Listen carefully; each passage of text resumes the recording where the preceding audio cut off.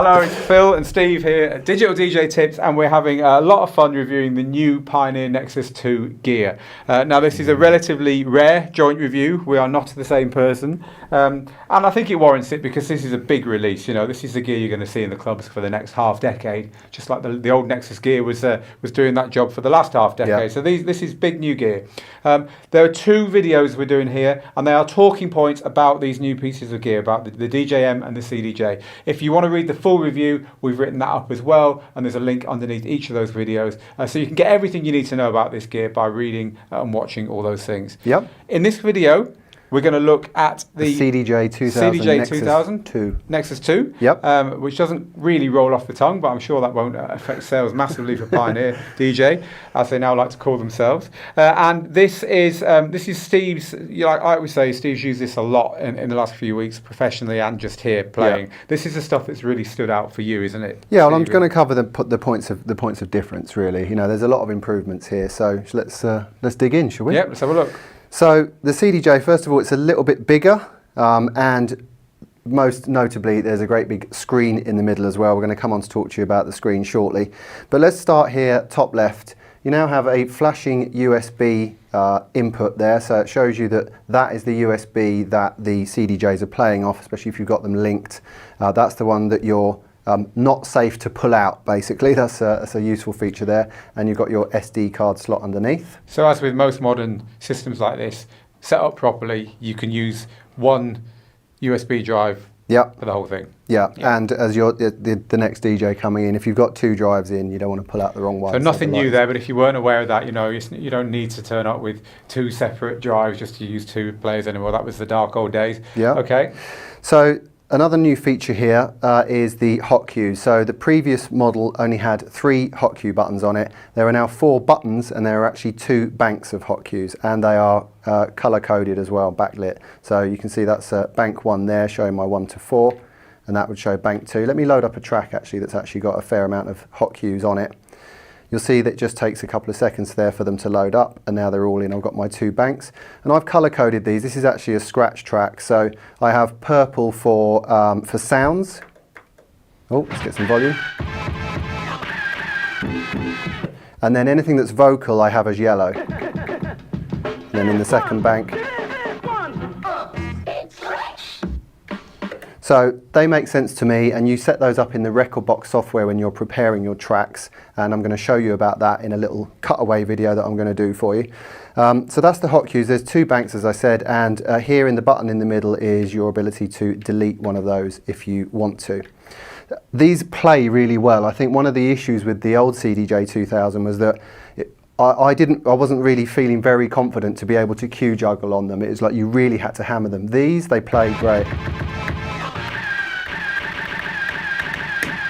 They've really got that right this time, so they've definitely made some improvements there. So it's interesting that, because they haven't gone the whole hog and put the kind of 2 banks of 4 pads right underneath the jog wheel like we see in so many controllers. But you're saying that even though, you know, it's a little bit fiddly because you do have to switch from bank to bank and stuff, it's a good advance on the way that things used to be. And also worth mentioning as well, you can actually connect these to an SP1. And so of course you can have lots and lots of hot cues on your track. You've only got 8 of them accessed here, but if you want to access more, you can do Anyone that. Anyone who doesn't know, the SP1's Pioneer's little portable controller, really, which has got a whole set of 8 pads on it, just like you see on DJ controllers. It was originally for Serato, wasn't it? But okay, so you can use that to take control of the hot cues off one of the CDJs. Yeah. Okay. So next I'm going to show you, moving a bit further down here, we always had the forward and reverse direction paddle, but now there's a kind of temporary part of it, which is slip reverse. I'm just going to put a different track in here, something a bit more housey. So now when I press it into reverse, it just slips, the track carries on playing. So it's like a sensor button.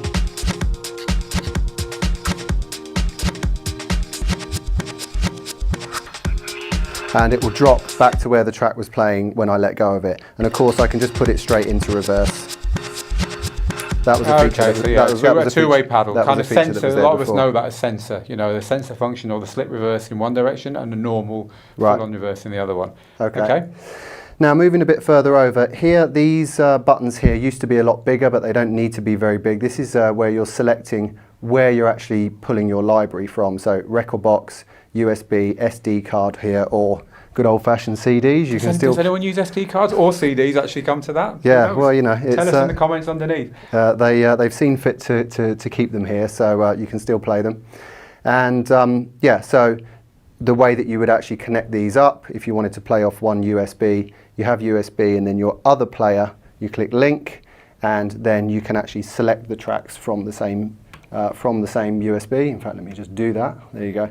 So I can now select tracks on here that are on this USB stick. That was always the way. Yeah, there's nothing new there. But yeah, kind of turns it into a big controller, as we said a bit earlier, without the need for 2 USB drives.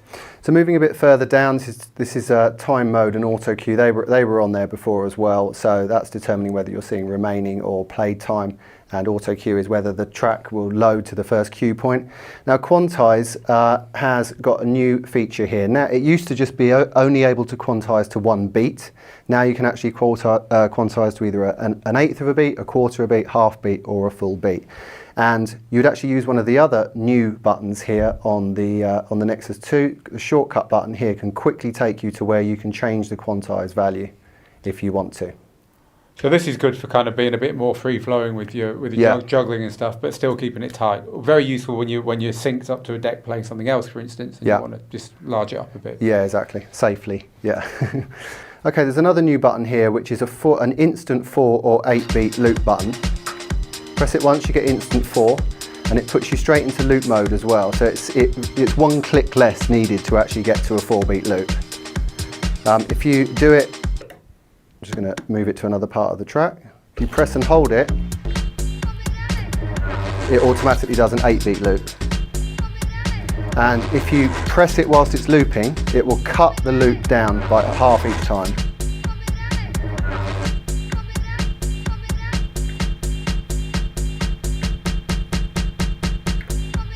I've never heard that effect before. So I know, that sounds awesome. It's amazing. Yeah, you need to rewind that part to see how to do that. So that's new, and then slip mode there. That's always been there before as well. So of course, if you combine slip mode with the loop roll, let's be serious again for a second. Then it's gonna be a bit more useful to you than just looping randomly. Yeah. Okay. So next, let's take a look at the screen. The lovely big new screen here. It's touch screen, 7-inch touch screen. Loads of cool new features. It looks great. If I go into browse here, there's new fonts. Everything just seems to fit a lot nicer. It looks a lot more crisp and clean. More tunes on display there.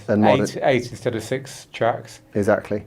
And there's another new thing here as well, which is the new phase meter at the top. Now, I'm going to actually use the shortcut button here again to go to the original type of phase meter, which a lot of people may still want to stick with. That's what it used to look like. It was like, it showed the beats in those kind of blocks. So we can go to the new one, which is called Type 2, and now you have a new type of phase meter where you see one deck at the top, the other one below, with the beats and the bar markers, quite similar to Serato. Serato has a very similar view between its parallel waveforms that shows you just the transients. But actually this is huge, because this is the first time on any CDJ system I can ever think of, in any brand, where you've had parallel waveforms right in front of you. Yeah. It's, this is one of the things that digital laptop DJs always say, I like my parallel waveforms. Well, there they are. There you go. So let's get some tracks playing.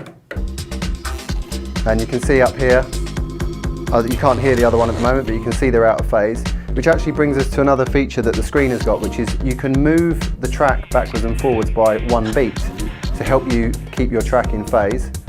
There you go. So now your bar lines mark up as well as your beat lines, Yeah. Telling you you're in phase. Yeah. So that's a really nice little feature as well. Okay, so I'm going to stop that. We're going to go here to Browse, and we're going to have a search for some tracks, and this brings up one of the awesome new features, the QWERTY keyboard. So there you go, just start typing in a couple. I mean, again, people who use DJ software will be used to this kind of search functionality, but it's the first time it's been on the CDJ2000, on the CDJ2000. On the CDJ2000. It's confusing, we've got all this good stuff to... And before you used to have to kind of like fiddle around at the bottom and go letter by letter. Now it's like, it's brilliant. So yeah, just going to go back there and search for my tracks. There's nothing with FC, but you get it. It works really well. So going to go here to a particular playlist. This is called Gig Tonight. Wonder what that's for. Oh, that'd be for my gig tonight, yeah.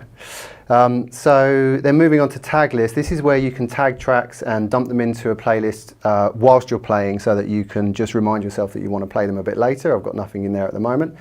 And info is the info of the track which you've got playing, and also you can click here player 2 so you can see the info of the track on the other deck. So if you want to just check the key very quickly without having to look over there, you've got all of the information here as And well. another 2 decks should you happen to have the money or the DJ booth big enough to have 4 of these things in the middle of it. They would all be there. Now in the menu button here, you've got load previous tracks, but if you hold down menu, this is the utility, and this is where all of the settings are for the 2000. Lots of different preferences, things like the jog indicator, the brightness of the LEDs, the on-air lights. You can protect the deck from letting you load a track in it whilst it's playing. It can stop you from doing that. So that's where all those settings are. They're really easy to get to. But these are some new buttons here over on the right. You've seen me using the back one, so it's pretty obvious to take you back whenever you are. And this is to tag a track. So when you're in a playlist, like I said, you know, this track here, I may want to play that in a little bit later. So I've tagged it, and now if I go to my tag list, it's there. Going back to browse here, under here, this is the track filter button. Now this is really cool. My favourite bit. This is really cool. This is awesome. We're loving this. So in this particular playlist here, let's have a look. I'm going to press and hold it, and now I've got loads of stuff that I can filter down to find tracks that are either going to be in a related key or a similar BPM or a similar rating of energy level or colours if you colour code your tracks. All of this stuff is searchable in here. Now if you look at the top here, in this particular playlist, I've got 8 tracks in there, and you can see the little filter light at the top. So you're filtering by plus minus 3 BPMs from 128 BPM? Could be, but I haven't at the moment because they're not selected. Oh, okay. So here you can select, so if I select rating, and I've got a rating of energy level 2 at the moment. Now it's showing me that there are 3 results for that search. So it just keeps it, you know, if you've got a big library, so for example, if I was actually, rather than doing it in just a small playlist, I could be doing it in your whole library. In my whole library, which is where you go to track, do the same thing. And now, if I just uncheck that, I've got 175 tracks that I'm actually So this is filtering. like a mega smart playlist. This is constantly updating depending on your parameters and how many tracks are in the playlist you're looking at. Yeah. So you could say, you know, I want everything in a related key, plus minus X BPM that's got house written in its genre or whatever. So I can go here, so I want all of my energy level 3 rated tracks. I've got 13 of them there now. Now, here's an extra feature that wasn't on the previous ones as well, which I love, and this is from Rekordbox when you prepare your tracks in Rekordbox. If you really get into the My Tag features in Rekordbox, it's so powerful, it's brilliant.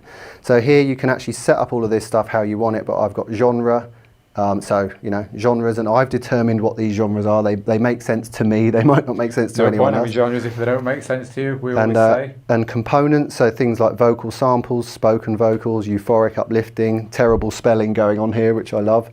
You know, vocal song, acid, whatever it is. Situation, so you could have in there, for example, you know, warm-up set or main set or whatever it is. You could even start marking explicit lyrics and stuff so that you know the tracks to avoid if you're playing to you know, the local church hall or something. So you can select and or criteria. So for example, in components, if I wanted something that was an acid track that also had a vocal song, then I could have and selected and do that. I probably won't have a result for that, but we'll see.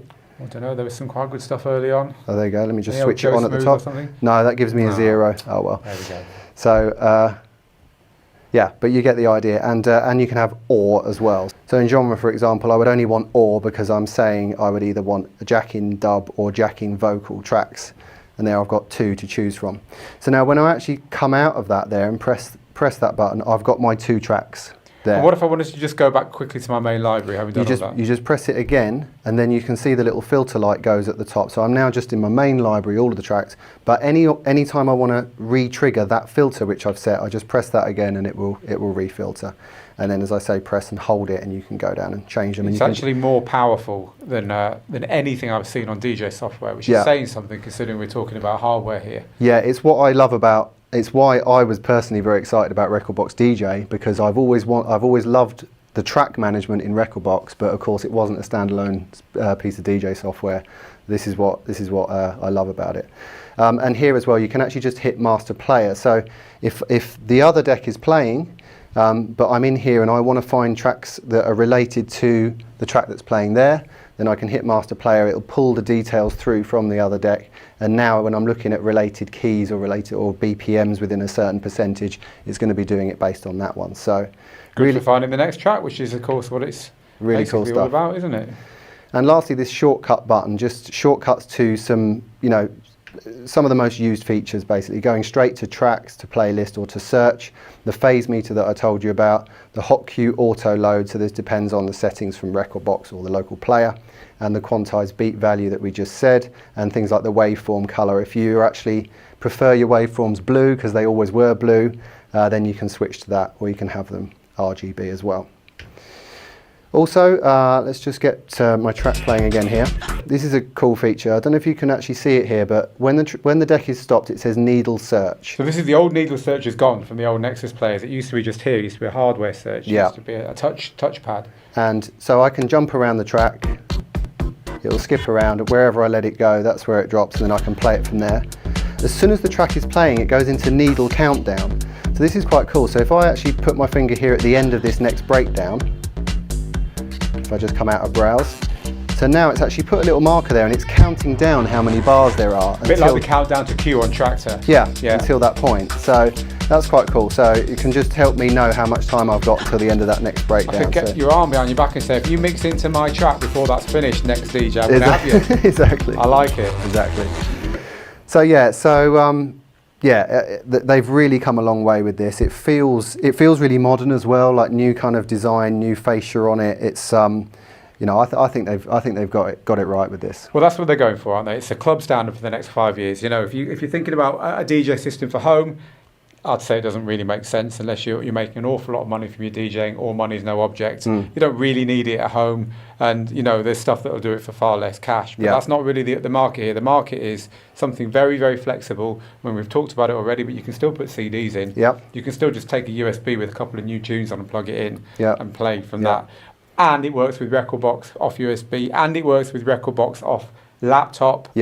But that's a bit tricky to set up at the moment. We spent a long time trying to do it. I certainly wouldn't recommend rolling up at a club and expecting that to work at this stage. No, it takes a bit of pre-preparation, So, it's very, very flexible, and it is the Rolls-Royce of DJ controllers, of DJ control services with a price tag to suit. Absolutely. But that said, it's built enough on the old ones to be seriously worth considering if you're in that kind of market. Also, I did mention it earlier on, I'm going to keep my promise. Because of the new features on the player, there are new features in the Rekordbox software as well when you're actually doing your track preparation and exporting to the USB. So let's do a little quick video just to show you about those things. Now, because the CDJ2000 Nexus 2 has some new features and functionality on it, that has to be reflected in the Rekordbox software where you prepare your tracks to play on the CDJ. So I'm just going to quickly talk you through the slight differences in the Rekordbox software. This is version 4.07 that I'm working with here. Most notably, the most important one is now there are 8 hot cue slots, A through to H. There used to only be 4 here, there used to only be 3 on the actual device. And now, as you've seen, there are now 4 hot cues on the CDJ, and you can switch the bank to use another 4.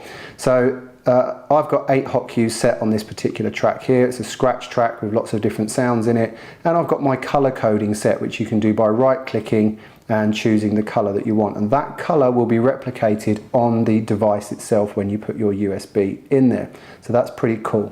Okay, so let's go and have a look at preferences here for CDJ and device and look at some of the settings we have. So you can actually decide whether your waveforms are going to show up as full color RGB or just blue, which is the old way. You might be used to that. And also how the waveform will look on the CDJ. You can have half waveform or full waveform.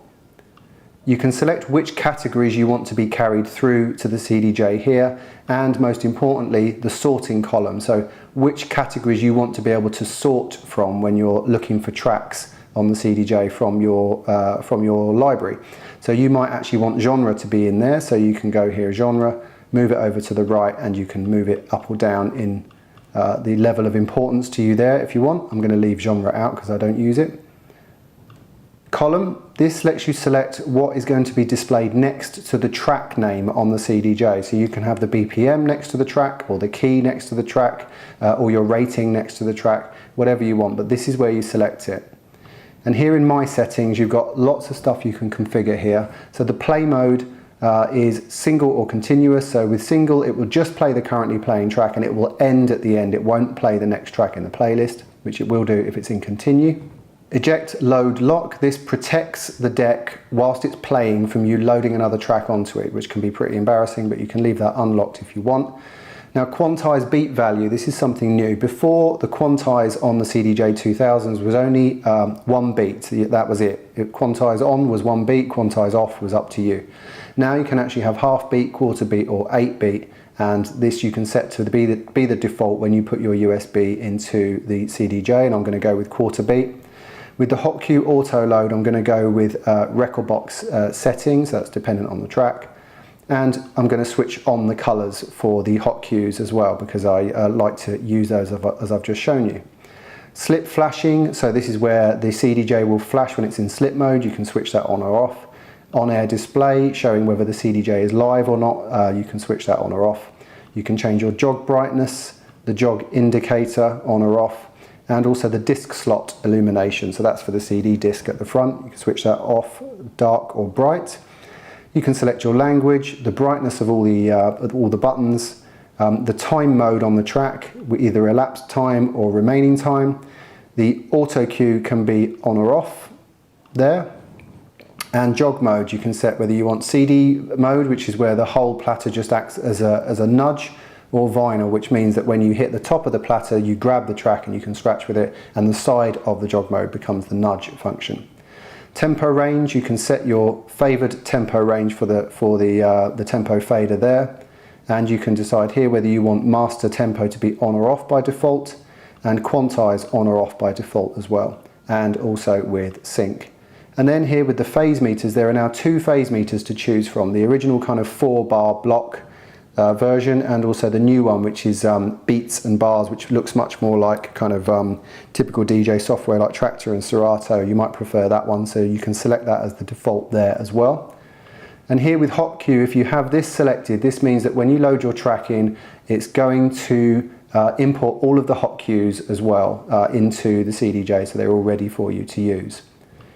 And here with device, the library, if you're using the CDJ, you'll have this set to CDJ, but also you've got some options here if you've got some other devices. It's a slightly different way of exporting the library, so you'll need to select that depending on whether it's an R1 or an MEP 4000. So there you go. So once you've got those all set, and then you actually put your tracks onto your USB, when you put that USB into the CDJ, you can select yes for importing My Settings. And no matter how the previous DJ had the CDJ set up, whatever configuration he or she had, it doesn't matter, yours are going to overwrite it, and each time you rock up to any set of CDJ2000 Nexus 2s, it's going to be your settings. So there you have it. Don't say we don't give you stuff in depth when it really warrants it. That's been our review of the Pioneer CDJ2000 Nexus 2. Thank you very much for spending all that time getting to grips with all those minutiae of the... It was a total pleasure. Thank you, Steve.